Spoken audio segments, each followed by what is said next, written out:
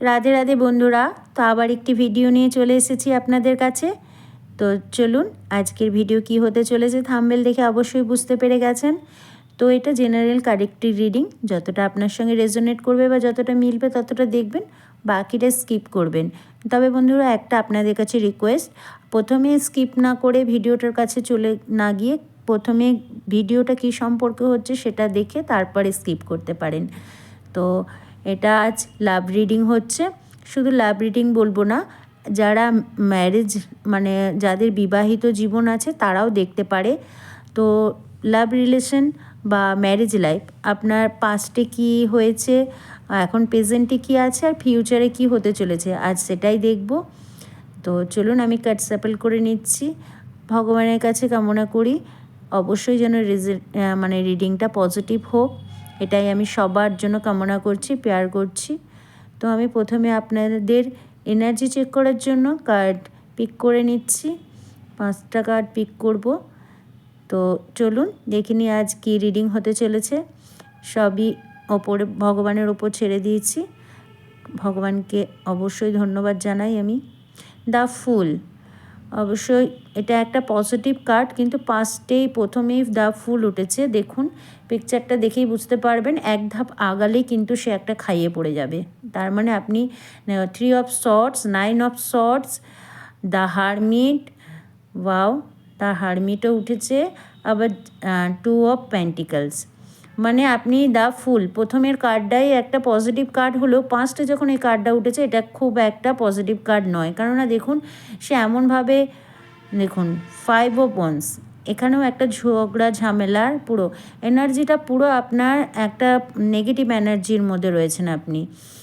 মানে কি বলবো বন্ধুরা, দেখুন দ্য ফুলের কার্ডটা পজিটিভ হলেও মানে আপনি একটা ভুল করে একটা সিদ্ধান্ত নিয়েছিলেন আপনার লাইফে, সেইটা এখন বুঝতে পারছেন প্রেজেন্টে। পুরো 3 অফ সর্টস মানে হার্টটাকে কতটা ব্রেক করেছে বা কতটা আঘাত করেছে আপনার লাইফে, যার কারণে আপনি 9 অফ সর্টস মানে পুরো মানসিকভাবে ভেঙে পড়েছেন। এই সম্পর্কটায় ভেঙে পড়েছেন, ধীরে ধীরে ভেঙে পড়ছেন, আপনি বুঝতে পারছেন এই সম্পর্কটা। তো আপনি রাস্তা খুঁজছেন, আপনি রাস্তা পেয়েও যাবেন আপনি, যেহেতু দ্য হারমিটের কার্ডটা কিন্তু পজিটিভ কার্ডই দেখায়। খুব এক্সপিরিয়েন্স হয়েছে আপনার এই সম্পর্কটাকে নিয়ে, যার কারণে আপনি জাগল করছেন, কি করবেন বুঝতে পারছেন না। আপনি জানেন হয়তো মানে প্রেজেন্টে আপনার এই সম্পর্কটা খুব একটা ভালো পরিস্থিতিতে নেই, কিন্তু আপনি এই সম্পর্কটা অনেকটা সময় দিয়েছেন, অনেকটা ভালো পেয়েছে। হ্যাঁ, আপনি কনফিউশনে আছে, দ্য মুন, আপনার কিন্তু ইমোশনটা পুরো মানে ভেঙে পড়েছেন ইমোশনে। সম্পর্কটা অনেকটা সময় দিয়েছেন, তাকে অনেকটা হয়তো ভালোবেসেছেন, কোনো কারণে সম্পর্কটা হয়তো কিছু একটা প্রবলেম হয়েছে যার কারণে সম্পর্কটা ভেঙে যাচ্ছে আপনার ধীরে ধীরে, কিন্তু আপনি যেহেতু তাকে সত্যি করে ভালোবাসেন, ওয়াও, এইস অফ ওয়ান্স, অবশ্যই আপনার সম্পর্কে নতুন কিছু অপেক্ষা করছে আপনার জন্য। দেখুন, এতগুলো নেগেটিভ কার্ড ওঠার পরে একটা পজিটিভ কার্ড উঠেছে, মানে পাস্টে যেই ভুলটা আপনি হট করে করেছিলেন, প্রেজেন্টে কিন্তু আপনার সম্পর্কটা পুরোপুরি পরিস্থিতি খুব খারাপ। সেখান থেকে একটা পজিটিভ কার্ড ওঠা মানে একটা আলো দেখতে পাওয়া, পজিটিভ কিছু আপনার জন্য অপেক্ষা করছে এই সম্পর্ক। কেননা আপনি এই সম্পর্কটা নাকি জাগল করছেন, আপনি এই সম্পর্কটাকে পুরোপুরি শেষ করতে চাইছেন না, কারণ আপনি তাকে ভালোবাসেন। তো চলুন লাভ ট্যারো থেকে আমি দেখে নিই যে আপনার সম্পর্কটায় কী হতে পারে। যেহেতু একটা পজিটিভ কার্ড উঠেছে, তার মানে সম্পর্কে অবশ্যই কিছু ভালো আপনার জন্য অপেক্ষা করছে। তো চলুন, আমিও আশা করি আপনার কাছে যদি ভিডিওটা পৌঁছায় তাহলে অবশ্যই আপনার জন্য অবশ্যই, আর ভিডিওটা এমনি এমনি আপনার কাছে পৌঁছাবে না। রানার, দেখুন এটাও পাস্টের কার্ড। সে হয়তো এই সম্পর্কটা নিয়ে আর দৌড়াতে চাইছে না বা দৌড়াতে পারছে না, আপনার পার্টনার মনে করছে বা আপনিও। কিন্তু দেখুন কেমিস্ট্রি, বা খুব পজিটিভ কার্ড। রিইউনিয়ন, ওয়াও, খুব পজিটিভ কার্ড।